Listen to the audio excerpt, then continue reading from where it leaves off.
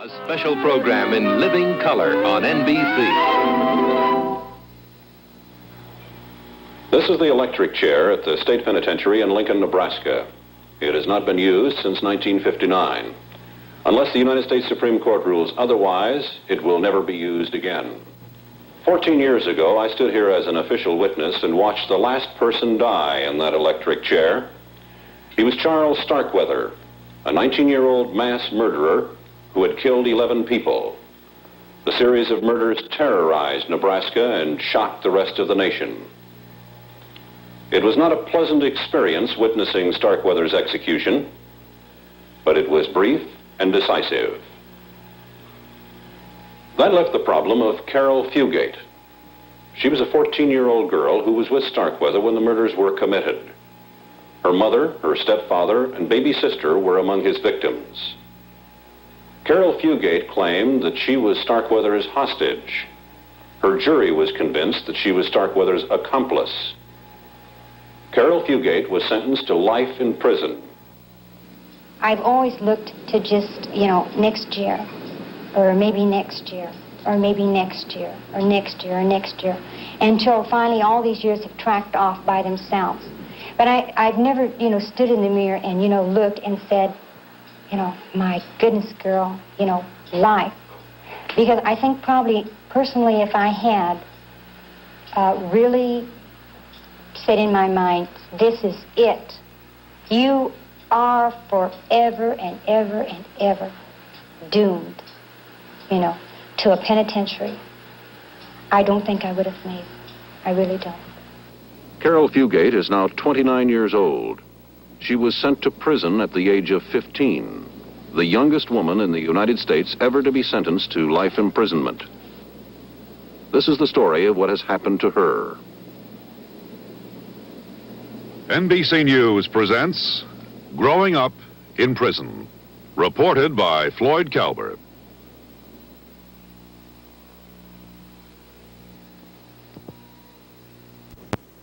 Bennett, Nebraska is a town of 490 people, 18 miles from Lincoln, the state capital. It was the home of 3 of Starkweather's murder victims. Caril Fugate was tried for first-degree murder in the death of 17-year-old Robert Jensen. His father still owns and operates the town's general store.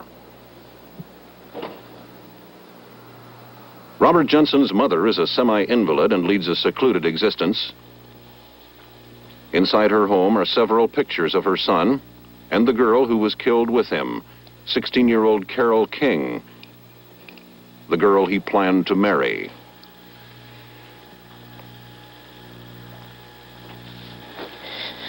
It doesn't seem like it has been one day rather than 14 years. They're as real to me and as much a part of my life in a way. And of course it has made our way of life different. Like you say, I'm rather a recluse. I hate being out among crowds and people wanting to talk to me about it and be kind will come up to me and say, I hate to bring up the subject, but, well, I know very well what they're going to say, so I'll say the subject is never off of my mind. You're not bringing up anything. You read about these things, and so many things now are just statistics. That's all there are to the people anymore. And until it happens within a small community or within a family, why, it's just another news story. Well, it isn't, I gather. No, not when it comes home, it isn't. You just have to take each day as it comes and learn to live with it. But you don't forget, not even a little bit.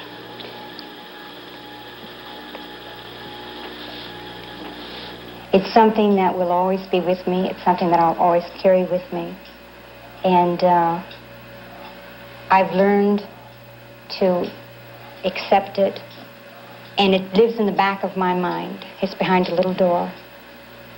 And right now, The past is over with. There's nothing I can do. I can't change it. And I have to make now, today, tomorrow, and my future. There's no way to go back. And if there was any way, humanly possible, that I could go back and I could change what happened, if I could in any way bring back those people, give them back their life that he took,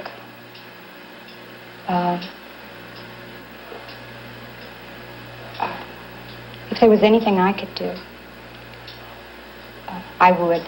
But there's nothing I can do. It's over with. January 27th, 1958. Lincoln police, alerted by suspicious relatives, searched the deserted home of Marion Bartlett, Caril Fugate's stepfather. The police found 3 bodies hidden in outbuildings behind the house. Bartlett had been shot to death. So had his wife, Caril's mother. Caril's 3-year-old half-sister had been beaten and stabbed. The next afternoon, near the town of Bennett, the bodies of Caril King and Robert Jensen were discovered at the bottom of an abandoned storm cellar. The teenaged couple, missing overnight, had been shot to death. An hour earlier, and less than 2 miles away, police had checked a farm where Starkweather used to hunt. They found the body of the owner, 70-year-old August Meyer, a friend of the Starkweather family. He had been killed with a shotgun. Local citizens formed a posse and joined the manhunt. So did the FBI on the presumption that the killer had headed west and crossed a state line. But Starkweather had doubled back to Lincoln in Robert Jensen's car. The stolen car was found in the garage of a prominent Lincoln industrialist, C. Lauer Ward. Inside the house, police found the bodies of Ward, his wife, and the family maid.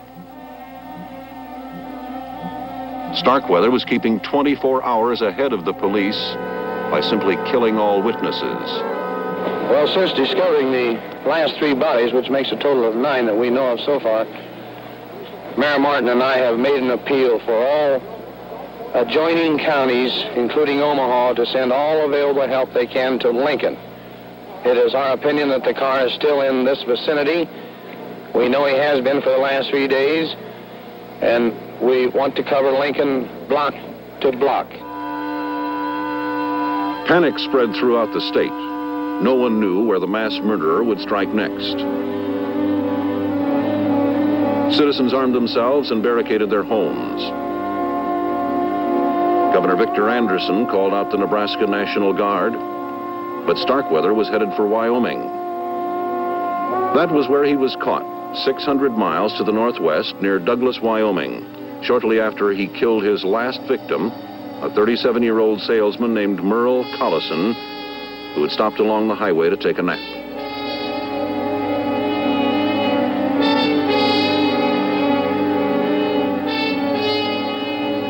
Once in custody, Starkweather confessed to killing 11 people. Police had never connected him to the robbery and murder of a Lincoln gas station attendant 1 month before. At first, he said Caril Fugate had no part in the killings. Later, in a series of conflicting statements, he implicated her in at least 2 of the murders. People say, well, why did she go? I was forced to go. And I begged him for a lie detector test. I begged him for truth serum. I begged him for anything that would show him that I was telling the truth. And when I went with him, my family was not there in the house. He had already killed him, and they had been put in different places there on our property. And the day I went, he threatened me that if I didn't go with him, that my family would be killed. And this was the impending thing that made me go, the force that my family would be killed. And I did not know, God is my witness, I did not know my family had already been killed. I didn't know this until I came back to Nebraska. Nebraska authorities did not believe Caril Fugate's story. The 14-year-old girl waived extradition and was driven back to Lincoln. to face charges of first-degree murder. 6 days after her arrest, the court finally appointed a lawyer to defend her. You know, sometimes I've wondered why I was the one that only survived. And I don't, it's just something inside of you. It's really hard, it's really hard to put in words. But I used to wonder, why me? You know, why was I the only one? And there was these people that he killed. They were good people, and I think they had a lot to offer the world. And I get very emotional when I talk about it because I feel so, you know, so deeply about it because. And if there was any way at all, you know, that I could bring these people back. And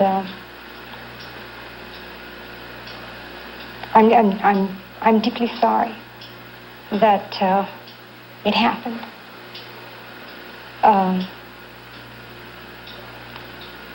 There was really no way that I could really stop it. He was a madman. And you know, the thing of it is that people don't really realize that I lost my family too. Growing Up in Prison will continue after this message. The Bureau. Very often that you're...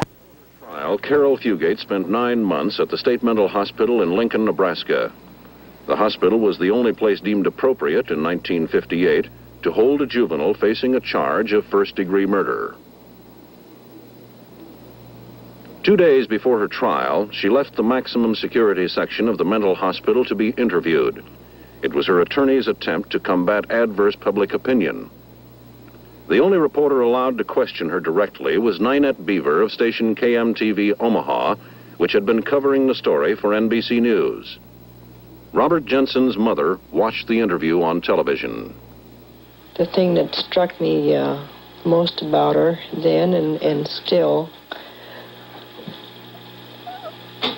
was her very, very cold eyes, unfeeling look that she would have. Why do you think he would even implicate you in that if you didn't have anything at all to do with it? Why do you think he'd want to implicate you? Well, by now I'm sure he hates me for running away. He's trying to make it look like I'm just guilty and foolish. Had you gone with him for quite a while? Yes, I'd went with him a year before, and then I told him I didn't want to see him again, but he came back. And after that Sunday, I'd went with him, and then I kept telling him to leave. And that Sunday, I told him to leave, and I told him I didn't ever want to see him again. Why? What had brought you to this conclusion? Why didn't you want to go with him anymore? I think he's crazy.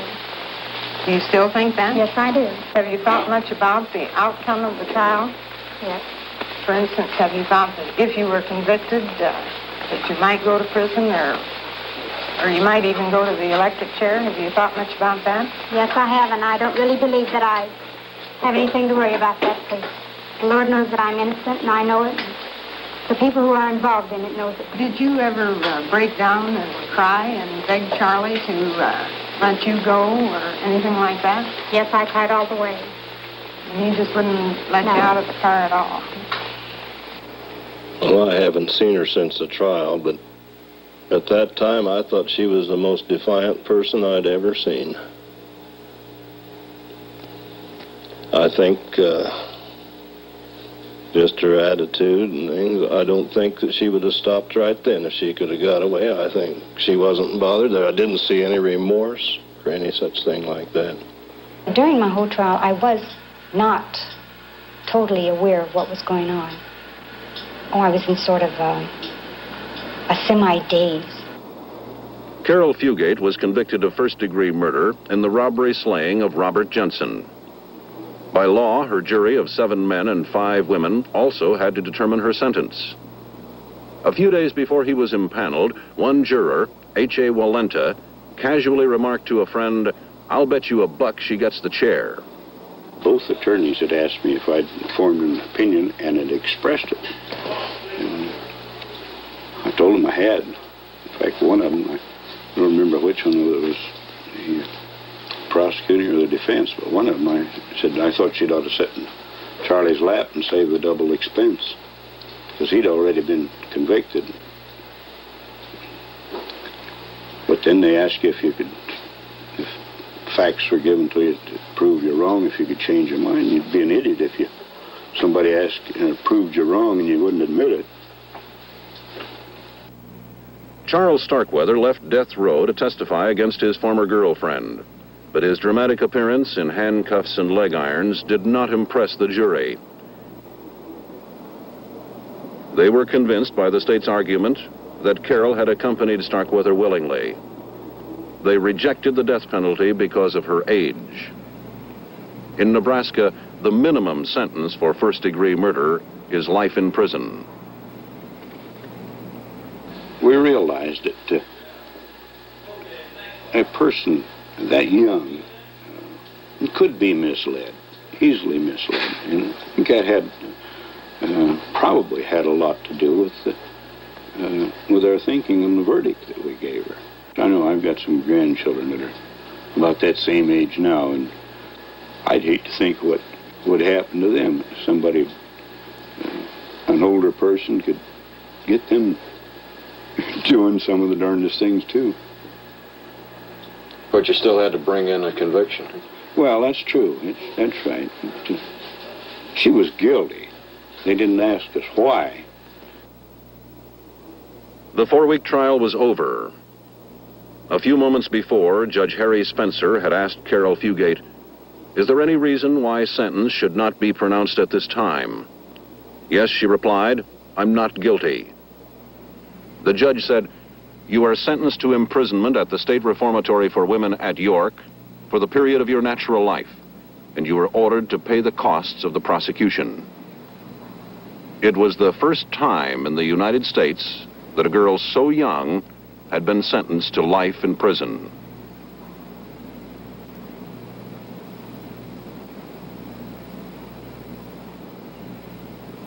Caril Fugate was 15 years old. By law, she could not enter the general prison population until she was 16. So she spent the first 8 months at the Women's Reformatory in solitary confinement. There was days when I would just, cry out of loneliness, for another human being.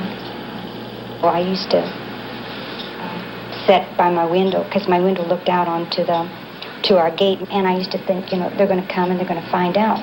They know that I didn't. And I'd wait and I'd wait and I'd watch out the window, and every time a car would come in, I'd just kind of hold my breath, And I used to just sit and just, look out and, cry and everything. And then this, I think when it really dawned on me that I knew I wasn't leaving, that it was going to be permanent, was the day that I was fingerprinted. And they fingerprint you, and then they take your what they call prison term mugshot. And I think after this, I really felt, that, this is it. I mean, you're not leaving. You're going to stay here. And I think maybe this is when I sort of started to adjust to the idea that I would be here, And that day I cried a lot. Charles Starkweather walked into this execution chamber at midnight, June 25th, 1959. He did not seem the least bit interested in who was here. He did not display one shred of fear or remorse. Caril Fugate, who had started to serve her life sentence, appealed to President Eisenhower to spare Starkweather's life. In a telegram, she said that he might eventually tell the truth and exonerate her. Starkweather was strapped into the electric chair. Prison officials asked him if there was anything he wanted to say. He shook his head and remained silent. Then they drew this curtain. In a few moments, it was all over. Caril Fugate was now the only person alive who knew what had really happened.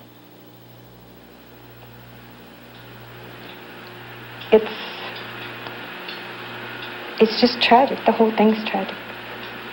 And it's been very lonely. It's hard to grow up without a mother. It's hard to grow up without a father. And it's really hard to even try to keep, contact with a family relationship. It's terribly hard for my sister to come and visit me. Maybe she's able to make it out once a year. But other than this, I have no much visiting. In the area of writing, I get very, very few letters. And there again, it's been lonely. There's no doubt about it. And it's been hard. And, when you see girls with their family comes to visit them, their mother and their father, and you think, gee, I wished I had a family to visit me. And you're happy for them. And a lot of times, when girls have problems with their family and things like this, I think, how lucky they are. Maybe they do have a fight. Maybe they do have family problems. But at least they have a family. And it makes a difference. It makes a difference when you know you have people who love you and care about you. And I really wish that there was something I could do. I wish there was a magic word I could say, or a magic phrase, or something that would, that could bring these people back. I'm sorry. I'm deeply sorry it happened. And I swear to Almighty God, I never killed any of them. And I only went because I had no choice.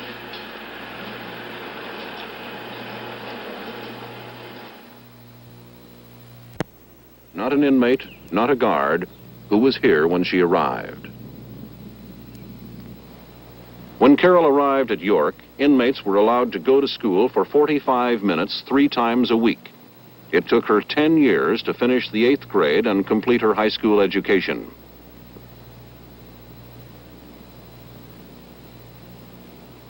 She was tutored by the reformatory's only teacher. According to Caril, Mrs. Ora Sidoris gave her more than an education. She showed her how to become a lady. It didn't take me long to notice some of the girls came from good homes, as I think you'll find today they do. They didn't need some of the things that Caril did. And I tried always to speak quietly to Caril.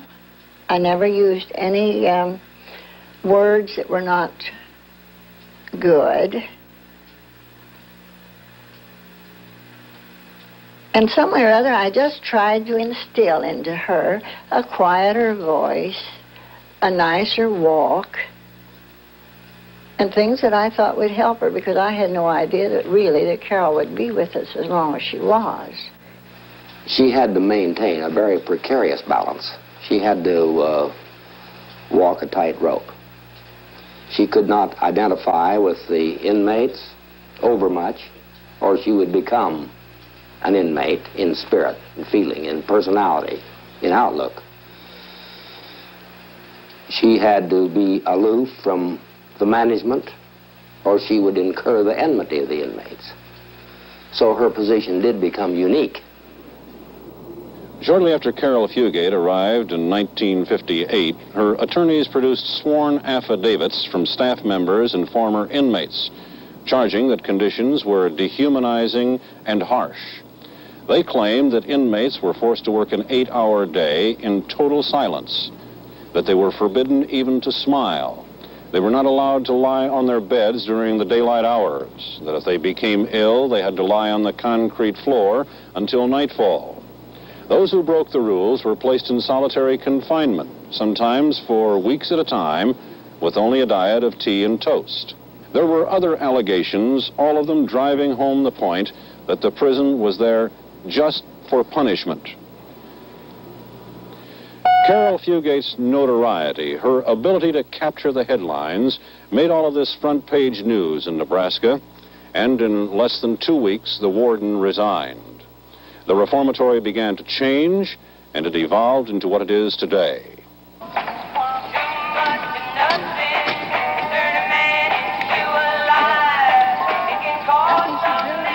The inmates at the women's reformatory are no longer isolated from the outside world. They have radios, television sets, newspapers, and magazines. There are no prison uniforms. Women wear their own clothes, and they are encouraged to develop their individual personalities. Each woman has her own room.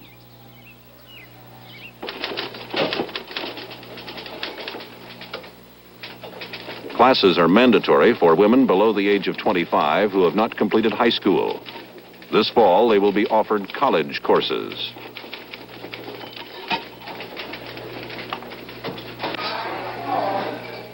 There are usually only about 60 women in custody here at any one time. The reformatory's rules are strict, but the atmosphere is generally relaxed. Today, the reformatory is run by 36-year-old Jackie Crawford, who is the youngest warden in the United States. She uses solitary confinement sparingly when nothing else works, but she considers it therapy, not punishment. You know, there's a certain therapeutic value to lock up, and after that's gone, pull them. You have to. And we have seen women grow, really grow. It's a traumatic experience to have that door slam and someone say, all right, that's your decision. When you can straighten up, then we will talk to you. And just leave you, just nobody. And you begin to evaluate, you begin to think. And this is what they have done down here, is actually straightened out their thinking.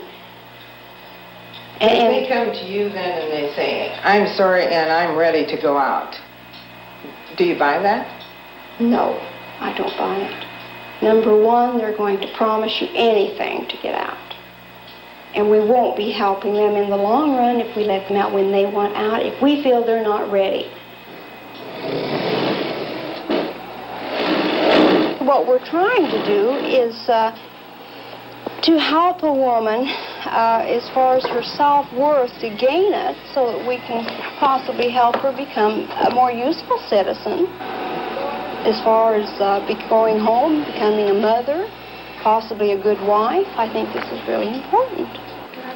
And in order for us to do this, we have to work with her individually and regroup some of the thought patterns. One time, I had, started to feel that, it's just too hard to do. It's just too hard to do. I'm not going to make it, And it started to show. My face started to show. My hair started to show. It just started to show that I was going through a difficult period when I thought, what is the use? I'm just not going to make it. And Mrs. Crawford, the superintendent, she said, come here, Carol. She said, I want to show you something. And she took me by the hand, and she went in, and she said, look in the mirror. And I looked in the mirror, and I cried, because I looked like I was just going downhill. This is what I mean. If she didn't care, she could have said, fine, just look the way you do, go on down here, I don't care. But she didn't. She cared enough to show me what I needed to do. And this is the type of caring I mean. She got right in and said, look at yourself. Take a look at yourself. And it had a tremendous impact. And the next day I went up and I got my hair cut, and I fixed myself up, and I really looked, I looked better, I felt better. And she gave me something to make me go on. She gave me something again. She gave me back my dignity. She gave me back my personal appearance. She gave me back something that probably, had she not noticed and had she not cared, I probably would have just continued to maybe regress a little more instead of progressing. So many times I have heard people say, ooh, they're just like we are. Well, of course they're just like we are. I mean, you know, they breathe, they sleep, they cry, they feel. Possibly they've made a mistake. Okay. We've made a few, maybe not as serious, but they're just like we are. There just really isn't that much difference. And I think that this is something so many times that we have forgotten, that because those people have been placed in a detention area or a penitentiary of some type, that, you know, that they're not like we are. Well, before they were placed there, we thought they were, until they were caught, tried, and convicted. And, I mean, this is just the way I feel, that too many times we have forgotten that these people are human beings. The county courthouse in York, Nebraska is just a few minutes' drive from the reformatory. Many of the reformatory staff grew up in this prosperous rural community where everyone knows everyone else. In recent years, a special relationship has developed between the small town and the small prison. Some of the women from the reformatory are allowed to visit York under supervision, to go to the movies, to attend church services, and to shop in the stores. The 7,000 people who live in York take a keen interest in their neighbors. That is one reason why the reformatory inmates are no longer strangers. Last year, the York Chamber of Commerce, working with reformatory officials, helped establish a work release program. Women who have earned trustee status now work regular shifts in several businesses around town, and they are paid regular wages. Mr. and Mrs. Ed Schroeder hired the first inmate. They now employ 3 women from the reformatory as chambermaids at their motel. We were first contacted, our first feeling was, gosh, prison inmates out here? Why, nothing would be safe, you know. We had never had any contact with inmates of any kind before. I was real skeptical. Actually, I knew nothing about prisons at all. All I knew was what we saw, and this was striped uniforms and walls, really. Our experience and attitude has just changed entirely toward these girls. It's real difficult to comprehend that they ever did anything wrong, because they're just real ladies out here. They work, and they're pleasant to have around. We've had no problems as far as the girls taking anything out of the guests' rooms or anything like that. It's just been a real nice relationship. If these girls have no association with the outside world for the length of time that a lot of them have to be in there, I don't think it's even fair to expect these girls to go out and try to make it on their own. It just isn't possible. There are a few recreational facilities at the reformatory, so women who earn the privilege are allowed to go bowling in town.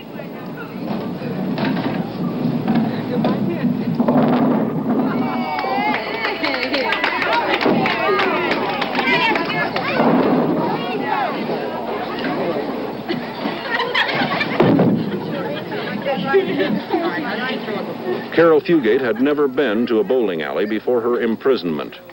She has pushed her average to 103.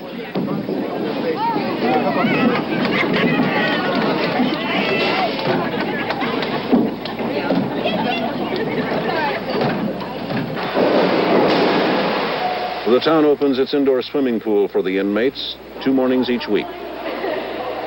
The community of York has really been very generous and very kind to the women out here.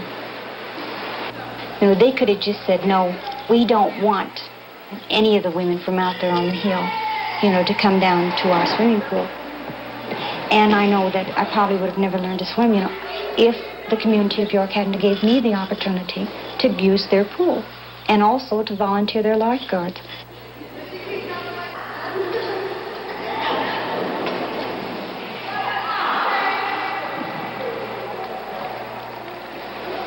Maybe I can't just, you know, walk the streets free or something, but they're willing to at least, you know, let me come down for a small part of the time and be part of their community.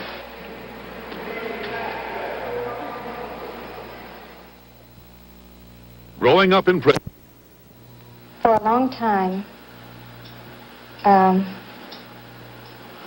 went through a period of wishing that I was someone else.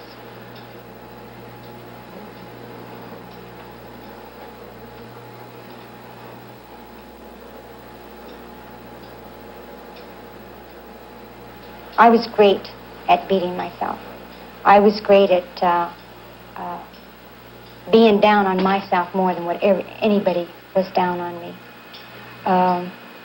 I used to think that I didn't have the right to do a lot of things, or even to feel a lot of things. And through counseling, and it was with a minister, I found out two things.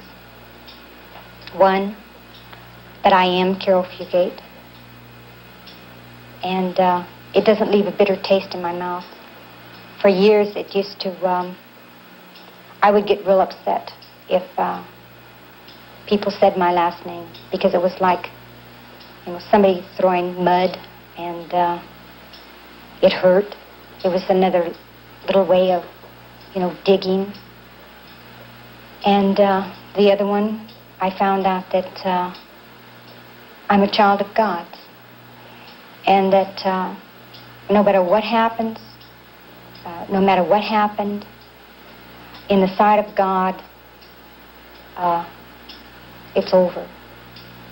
And I think these two things, side by side, have helped me come a long way. Caril Fugate was baptized a Roman Catholic 2 years ago. On Sunday, she works as a volunteer at the local Church of the Nazarene. Well, to tell the truth, the first 2 Sundays, I didn't even know who she was. And then finally, I didn't see any man with her, and I thought, well, she's single. And then I realized that our minister had been going out to the reformatory for Bible classes. And then I thought, possibly that could be someone from there. And then I heard the name Caril, and I was dumbfounded, because we lived here at the time that the things happened that she was put in there for. And I remember barring my door at that time, and I was scared to death because my children, older children, were young then. And I had to kind of think about this. And I went home and discussed it with my husband. And then I thought, we all need a chance to prove ourselves. And I could put myself in her place very easily and say, well, my life would really be over if no one would trust me again.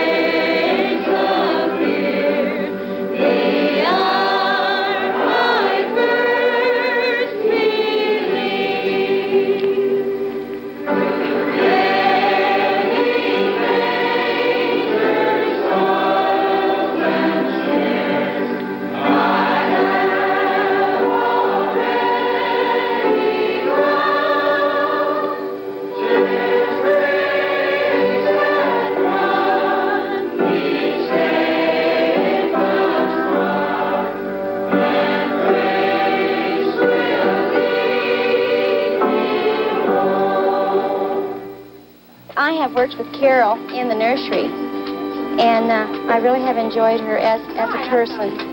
And I believe really we as Christian people, if we truly believe in the Bible, will live it. And in the Bible it says that we should reach out a helping hand to those who need it. And I truly believe that those out at the Women's Reformatory do need our help, not just Caril, but she has become a personal friend of mine. And when she comes up before the parole board, I really do plan on bringing a carload of the people in our church that will come to come down and stand up and count for her, that we truly believe that she should be given a chance, because I believe the inner heart can change. Now she's pretty near 30, and it's time to give her a chance to prove herself. She can't prove herself in there. She'll always do just like she is here. She's got to go out in society and be back among society people before she can really prove to the people that she is what she professes to be. We don't believe, for example, as some people do, that when a crime is committed against a society, that you just take a person and punish them forever by putting them in jail. Our policies and programs are directed at reforming that individual. And from the advanced information that I have had on Caril Ann Fugate, and I have followed it with keen interest, I believe that if there's ever an example of how our system has worked, it's best exemplified in what has been done to rehabilitate Caril Ann Fugate. And I feel quite sure that sometime in the future, possibly the immediate future, we can put Caril Ann Fugate back into society, where we think that she will have an excellent opportunity to become a valuable working member of our Nebraska community. I think this is a very... Caril Fugate plans to leave Nebraska if she is released, but she has become a part of the community. She speaks to civic groups and service clubs throughout the state without revealing her identity. But this day, everyone knew who she was. Our philosophy is to deal with the total woman. Our program does not deal with why she is there, but what she does while she is there. When she comes into the institution, she has nothing. She hates herself, she hates society, and she wishes she was anywhere but in an institution. Step by step, she progresses through the institution. The more privileges she can assume, the more responsibility she assumes with them. If for any reason a woman cannot handle any of the privileges given her, they can be taken away, and she must then begin again to earn them back. In order for total rehabilitation to be successful, the community as a society in general must become involved. It is from the community that the inmate comes, and it is back to the community the inmate returns. There is no way the two can be separated and expect a total, complete rehabilitation of the offender. It is not my intention to convince anyone that every prisoner can be corrected in the community. I don't believe that. There is a small percentage of the prisoners in every penal institution who are dangerous. Officials estimate, say, about 15%. They are dangerous to themselves and to everyone around them, inside or outside, and would function best in a mental institution rather than in a penitentiary. If penologists believe, and they say they do, that 85% of the prisoners are receptive to corrective treatment, then I wonder why salvageable men and women are kept behind bars. Are they kept there to be taught to live in prison? This girl has been incarcerated for about 15 years now. And it's the objective of corrections to prepare people for release to the community. We'd like to bring these people to a point in time where they accept the responsibility for their own behavior. And when we've accomplished this, it would seem to me this is the time to consider release. Caril Fugate has now spent almost half of her life in prison. She continues to protest her innocence. Her hopes for freedom and vindication now rest with the United States Supreme Court, which will decide whether to consider her appeal for a new trial. And that decision may come this fall. If the Supreme Court decides not to hear her case, Caril Fugate says she will ask for the first time for a parole. So this is where her future may be decided. In a small room just a few feet away from one of the main cell blocks in the Nebraska State Penitentiary. The three men who make up the State Parole Board in Nebraska will not concern themselves with a question of guilt or innocence. They will carefully go over her prison record. They will hear the arguments both for and against her release, and then they will decide if she's ready to be returned to society. We do not know what the State Parole Board will decide. The most it can do is give Caril Fugate her freedom. No one can change what happened. Well, I definitely am opposed to her release at any time. I think that about sums it up. All right, now you've paid a few years, and we'll just forget about it all. It was in the past. But you can't forget about it. As I said, Bob and Caril are as real to me as if it had happened last night or yesterday.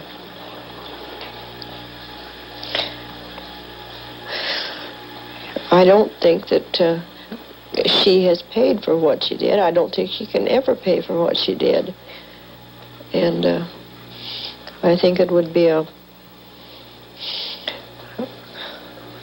don't quite know how to word it, a miscarriage of justice for the ones that were taken, for her to be released to have a good life from now on.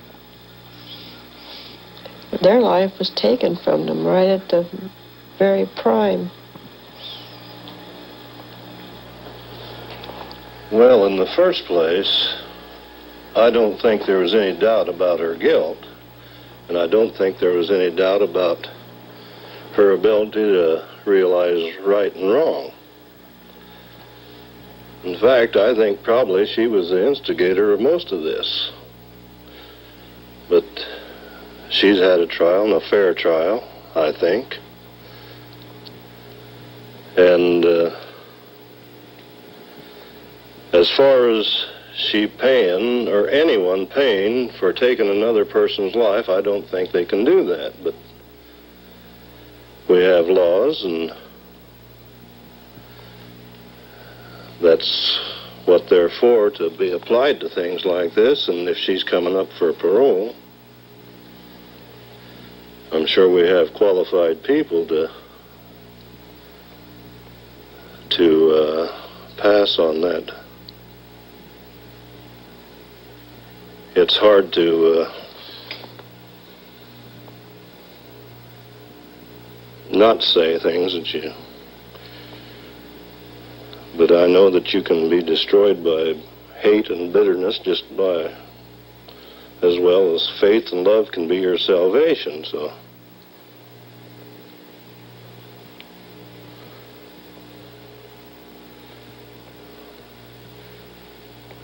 I don't know how much influence so-called public pressure will have with the parole board, but I don't think it should have any. They should be qualified people, and they should look at it in that way.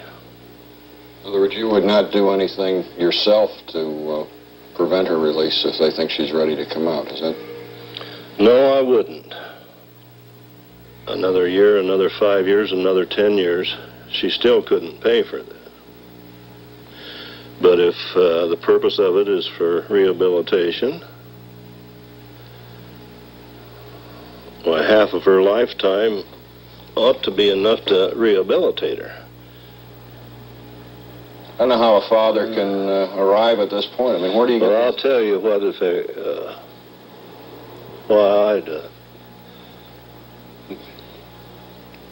that's what my son would have said. Forgive them. They didn't know what they were doing. He would have, too.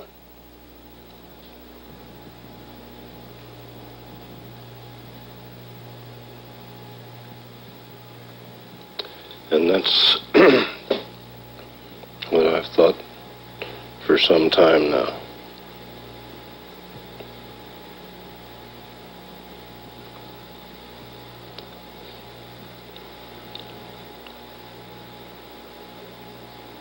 That just about says it all, doesn't it? It does, as far as I'm concerned.